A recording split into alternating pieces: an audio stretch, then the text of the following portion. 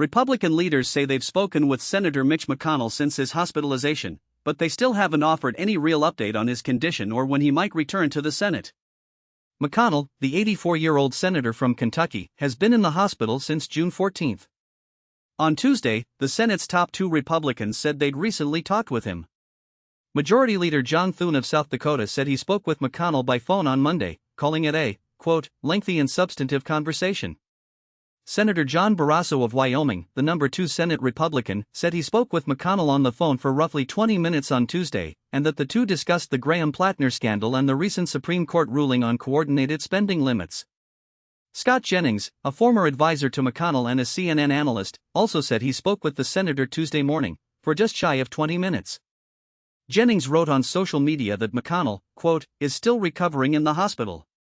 None of the three offered details on McConnell's condition or prognosis. His office said in a statement Tuesday that the senator, quote, continues to improve and is working closely with his staff on Kentucky and Senate matters while the Senate is out of session.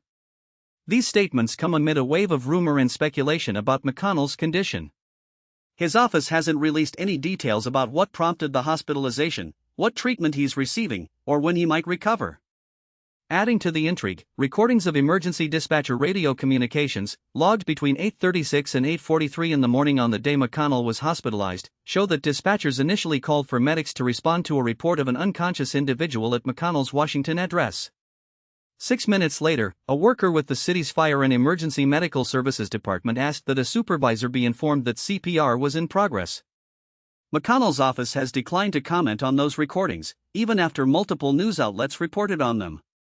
McConnell's absence has also renewed scrutiny of a 2021 Kentucky law that changed how a Senate vacancy in the state would be filled. Instead of letting the governor freely choose a successor, that law requires a temporary appointee to be picked from a list of 3 people selected by the state executive committee of the senator's own political party. A special election would only be held to fill the remainder of the term if the vacancy happens more than 3 months before the next scheduled election. Kentucky's Democratic governor, Andy Beshear, actually vetoed the change back in 2021, arguing it improperly and unconstitutionally restricts the governor's power to fill vacancies.